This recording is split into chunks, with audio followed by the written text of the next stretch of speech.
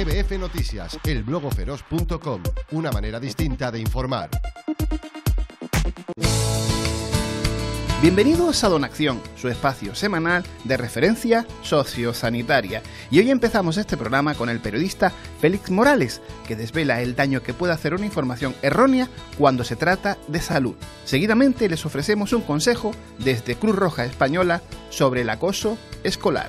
El fisioterapeuta Pedro Doble nos advierte sobre las malas posiciones en el trabajo. De donación de órganos hablamos en Las Palmas de Gran Canaria con Carlos Valido, un trasplantado renal y buen amigo de este programa. El secado de los pies y su importancia es el consejo de nuestra podóloga de guardia, Marta González Luengo. En Alimentación Sana vamos a estar con Juan Miguel Cabrera, chef ejecutivo del Gran Hotel Bahía del Duque, mientras imparte un curso a jóvenes cocineros del barrio Santa Crucero de Añaza. Finalmente, la sección de zapping de esta semana nos traerá una selección de vídeos de los mejores temas sociosanitarios. Vives en mí, como un mar en calma, pan del alba, vives en mí. Gesto de amor, alma y razón, como una simiente que da la gente, vives en mí.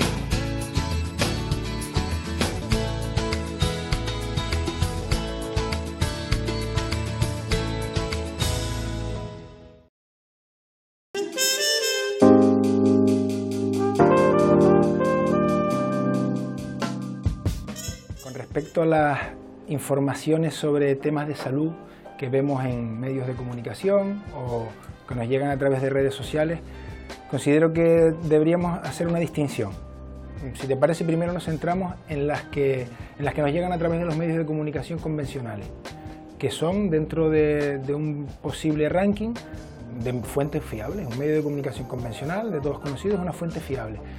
¿Qué ocurre? Que muchísimas de las noticias que tienen que ver con la salud, y especialmente dentro de ellas las que tienen que ver con la alimentación, si las analizas son muy susceptibles a ser muy variables, aparentemente son muy variables. Un día lees una cosa, al día siguiente lees la contraria. ¿Y por qué ocurre eso? Pues considero que ocurre porque la ciencia es muy fragmentaria y se publica de manera fragmentaria resultados de un análisis concreto, muy concreto, con una población determinada y un producto o una variable a estudiar muy determinada. Y cuando ese resultado muy segmentado y muy concreto se extrapola a un titular de prensa, se convierte casi en una ley universal. Y ese es el gran error. El gran error es, como siempre, que en el titular no cabe todo, lo sabemos, pero hay maneras y maneras de presentar los titulares y las informaciones. Entonces, lo que sí que podemos hacer como usuarios o lectores de temas de salud es exigir que esos medios de comunicación cada vez sean más cuidadosos con cómo trasladan ese mensaje. No puede ser que un estudio observacional, que es un estudio que simplemente se ha limitado a ver qué pasa durante un determinado tiempo, normalmente un tiempo muy acotado de meses, con respecto a dos grupos de personas, normalmente grupos pequeños, que consumen, digamos, el chocolate y otro que no lo consumen, que al cabo de unos meses se saque una conclusión que se eleve a la categoría de que el chocolate nos previene el cáncer, por ejemplo. Eso es un dislate porque la ciencia no funciona así. Los grandes fundamentos científicos no se sustentan en un estudio específico, se sustentan en muchos estudios que reman todos en una misma dirección. Y habrá otros que probablemente digan lo contrario, pero son los menos.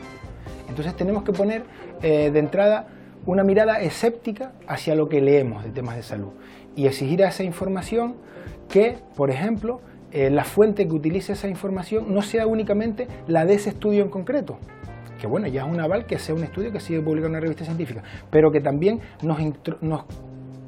esa noticia incluya una segunda fuente. ¿Qué es una segunda fuente?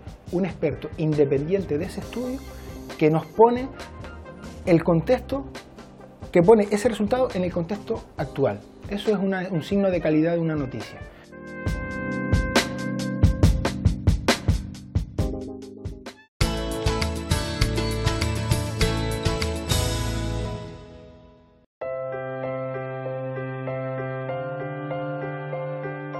Yo creo que estos niños tienen el mismo derecho que cualquier persona, ¿no?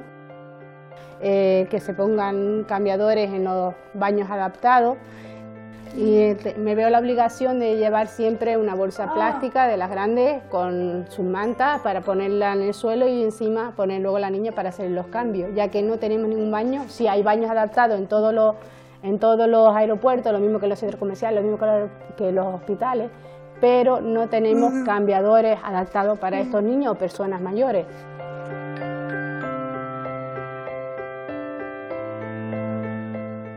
Si Ainara se mantuviese de pie, yo no tuviese tanto problema para cambiar a mi hija, pero Ainara no se mantiene, entonces tengo que hacerlo siempre tumbada.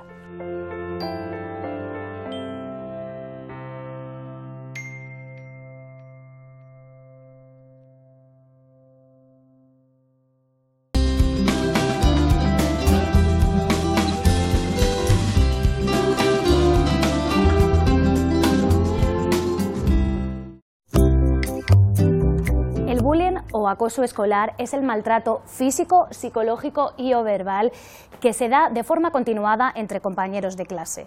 Una práctica que afecta a 1 de cada 4 estudiantes de las aulas de nuestro país. Cruz Roja Juventud tiene un programa para prevenirlo y combatirlo. Por eso hoy estamos con Jordi Sabata, que nos va a explicar cómo romper este silencio. Buenos días, Jordi. ¿Cómo hemos llegado hasta estas cifras de acoso escolar en nuestro país? Pues verás, Noelia, el hecho de que haya aumentado un 75% los casos de acoso escolar en España se debe principalmente al hecho de que hasta ahora nunca se había roto este silencio.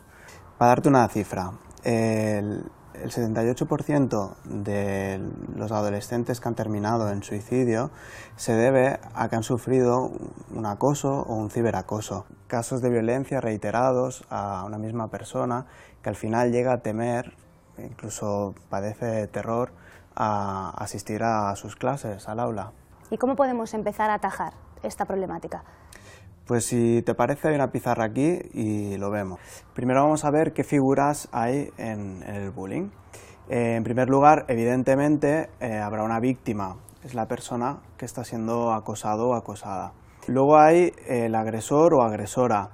Esta persona no suele actuar sola, sino que le apoya un grupo de compañeros y compañeras. De normal entendemos que el conflicto es entre estos dos grupos, pero no es verdad, no es así. Y aquí es donde es la parte más importante donde atajar el problema, porque luego hay el entorno de estas dos figuras, que sería el espectador o espectadora. Digo que es importante para atajar el problema porque es su silencio el que hace muchas veces que estos casos persistan. Para atajar el problema podemos hacer dos cosas. Una es la detección temprana y la otra es la prevención. La prevención en el aula para que tengan herramientas de cómo actuar y sobre todo acompañar a esta persona que está siendo víctima. Y Jordi, cuando tenemos un caso de una niña, un niño, un chico o una chica que ya está sufriendo acoso escolar, ¿cómo debemos actuar? Realmente tenemos herramientas para entender cómo podemos actuar. Una de ellas es un teléfono que pone a disposición el Ministerio de Educación de España, es el 900-018-018. Este teléfono está a disposición los 365 días del año, 24 horas, y en este nos darán herramientas de cómo actuar en cada uno de los casos concretos. Además, existe en España la Asociación Española para la Prevención del Acoso Escolar, AEPAE. En esta podemos encontrar apoyo, recursos de cómo hacer esta prevención y herramientas para actuar una vez se ha dado un caso de acoso escolar en un aula. ¿Cómo deben actuar los padres y los profesores? Ellos deben escucharles y darle importancia a lo que les cuentan. Muchas veces hemos oído aquello de son cosas de críos. Esto no debe ser así, se le debe dar importancia cuando nos cuentan lo que les está pasando en el aula. Pues muchísimas gracias, Jordi. Está claro que acabar con el acoso escolar está en manos de todos y todas nosotras y que es una problemática que tenemos que tomarnos muy en serio.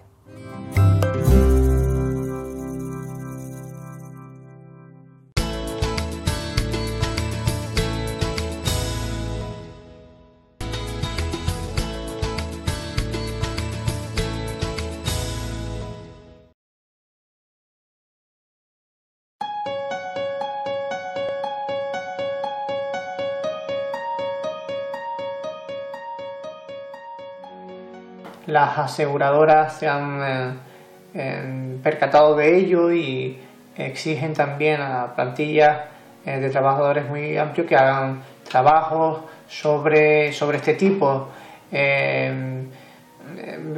Causan una gran cantidad de bajas, por lo tanto tenemos que darle una especial atención.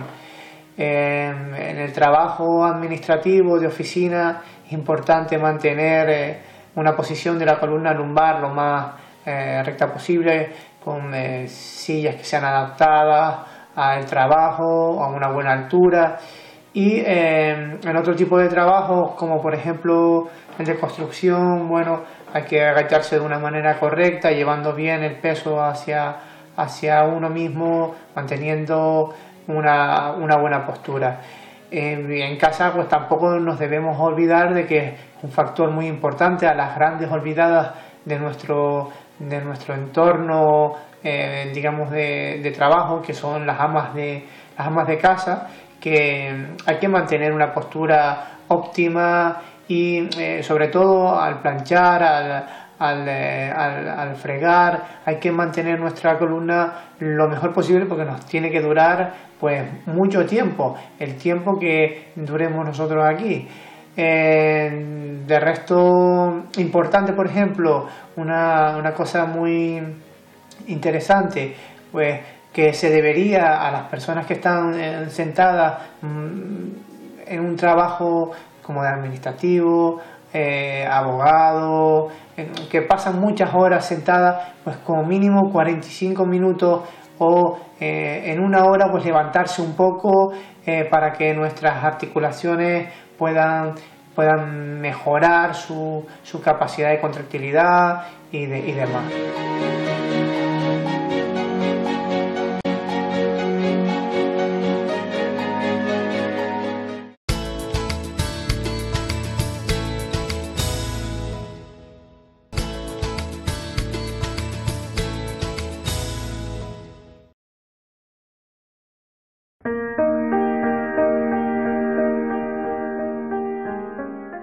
La vida, mi vida o esto que me ha tocado vivir desde pequeño, por un montón de circunstancias me han desahuciado unas cuantas veces, una vez cuando tenía 3 años, otra un poquito antes de trasplantarme, que tuve una operación del corazón de la cual estuve a punto de no salir. Y hace muy poco tiempo me diagnosticaron un cáncer del que tampoco se suponía que iba a salir. De eso hace 2 años, me dijeron que iba a estar entre 7 meses y 1 año, si no me sometía a una operación radical a la que yo me negué. Y opté por otra alternativa que me ofrecieron los médicos. Y bueno, tiene sus consecuencias, tiene sus secuelas, estoy pasando por ellas.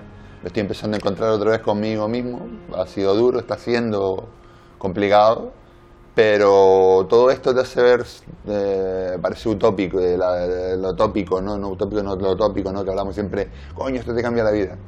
Es que ves las cosas de otra manera y posiblemente te prestas a cosas que a lo mejor si no pasaras por este tipo de cosas, a lo mejor te pasaban de largo y no te parabas a pensar en los demás, ¿no? Yo prácticamente desde que nací, o sea, con 3 años, 2 años y medio, ya me habían metido en el quirófano 4 veces. Entonces creces con eso, ¿no? Y a lo largo de tu vida yo sabía que en algún momento de mi vida iba a parar a diálisis, no sabía cuándo. Desde un principio los médicos, en aquel tiempo en Madrid, porque la nefrología y la urología en aquel tiempo estaban en pañales aquí en Gran Canaria, y mis padres tuvieron que salir corriendo conmigo a Madrid. Me dijeron, cuando terminaron conmigo y me dejaron relativamente bien, me dijeron, su hijo llegará un momento en el que tenga que dializarse y bueno, su vida cambiará y después llegará un trasplante y demás. Y pues bueno, sí que te hace ver yo creo que sí que te hace ver la vida siempre desde otro punto de vista. Aunque yo he intentado, ya no solo yo, sino mi familia, mis amigos, toda la gente que he tenido alrededor, siempre hemos intentado tratar esto desde la forma más natural posible, ¿no? Desde, no sé, darle la menos importancia posible a la enfermedad y vivirlo como si fueses uno más, ¿no? Yo eso es algo que siempre tendré que agradecer a a mi familia y a todos los amigos que tengo, que afortunadamente son muchos y buenos.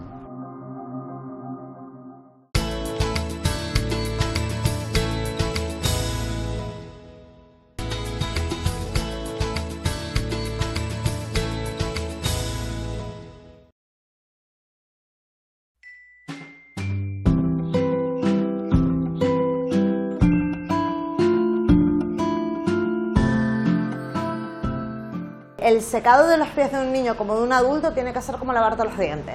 O sea, esto ya lo tienes que mimetizar y tú ser consciente de lo que tienes que hacer, entonces ya lo haces de una manera súper suelta. Importante, cuando salimos de la ducha, lo típico, nos ponemos encima de la alfombrilla esa hay que lavarla prácticamente a diario porque es un foco de hongos y de bacterias y de todos los gérmenes del mundo, porque está en el sitio propicio, que es el baño, que es el sitio más húmedo junto con la cocina de la casa. Y encima salimos de la ducha y dejamos ahí todo el reguero de agua. Bien, eso hay que lavarlo. Bien, llegamos, pie, tenemos que vernos los pies. Entonces, si tenemos problemas con la flexibilidad, siempre hay un taburetito, el típico del baño y tal, subimos el pie y nos vemos el pie de frente. Bien, nos tenemos que secar muy bien entre medio de los dedos, porque entre medio de los dedos es donde se nos va a almacenar toda la humedad y donde tenemos el riesgo de que luego eso prolifere y que nos llegue el pie de atleta y los hongos, que luego cuestan un montón quitarlos. Encima los niños sufren mucho porque tienen ganas de rascarse todo el día y se provocan heriditas que luego se pueden infectar y demás.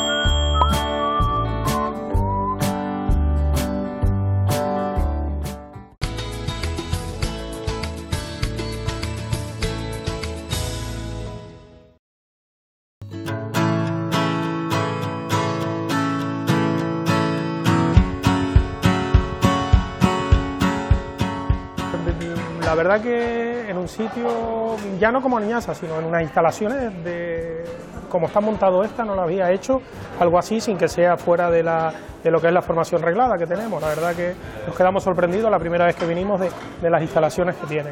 Mi olfato de perro viejo me dice que de que caen no, ya han caído. Ya hemos hablado con los tutores y llevamos algunos días ya con ellos y hemos hablado con los tutores y profesores y bueno, y los chavales, la verdad, disposición 100%, ganas y ha sido una sorpresa grata de estas cosas que vienes y dices, pues en principio todo, absorben todo lo que les pongas, todo lo que le des, le hemos dado un poquito al menú un enfoque diferente, un enfoque más, llámalo, no, de alta cocina, un poco el detalle.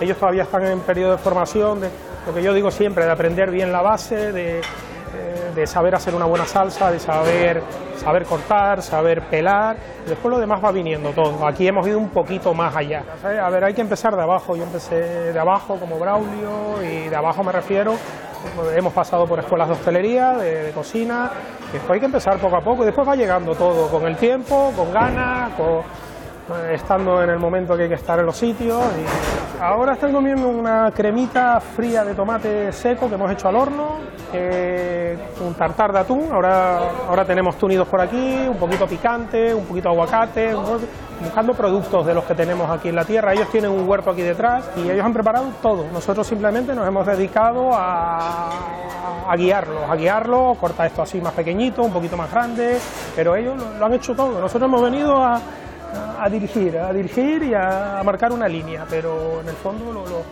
que verdaderamente han hecho las cosas son ellos. Hay que guiarlos, pero como el trabajo del día a día, lo mismo.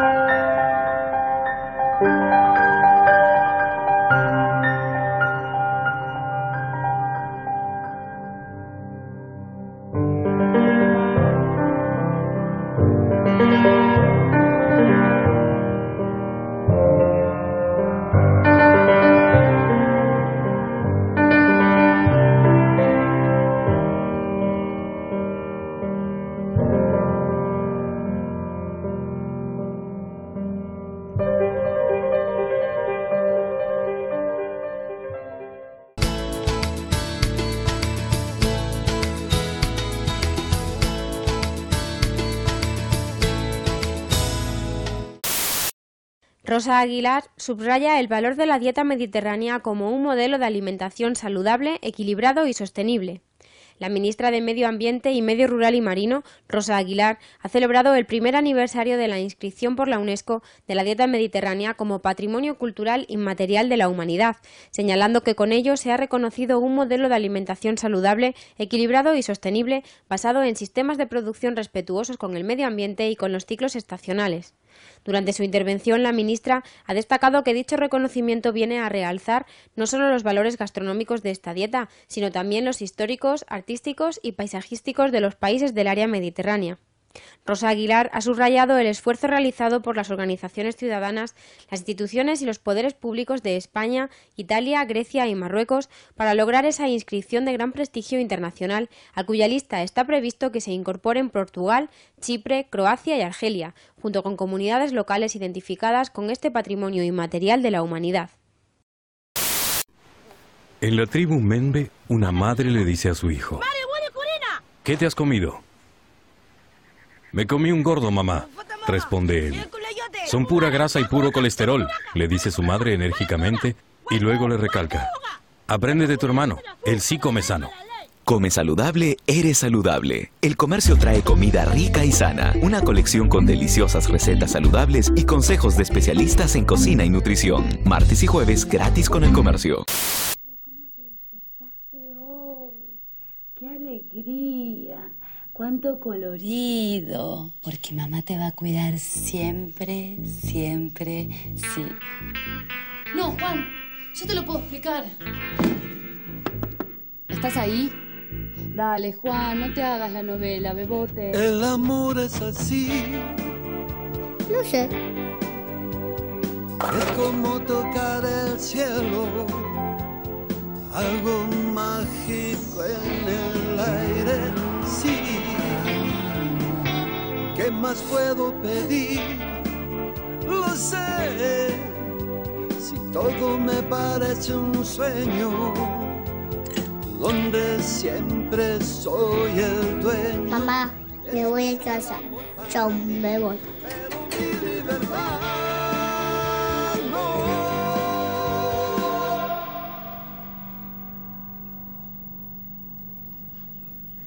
¿Te vas? Personal es la forma de mostrarle a tu mamá cuánto la querés.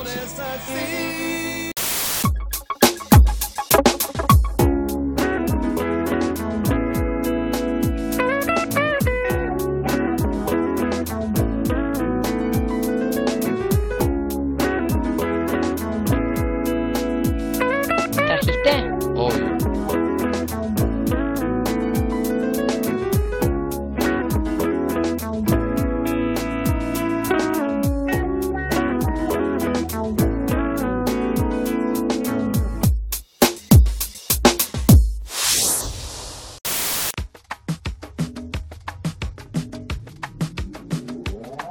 La sexualidad no es la satisfacción que tiene un hombre, una mujer, tampoco es hacer el amor. Es tomarse de la mano, darse un abrazo también.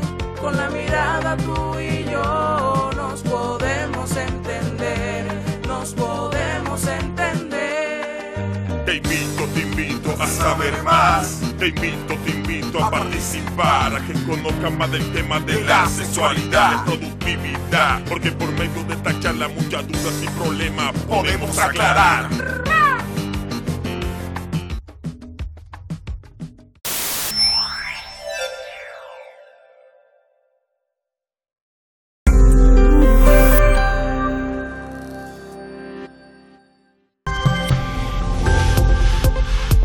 EBF Noticias, elblogoferoz.com, una manera distinta de informar.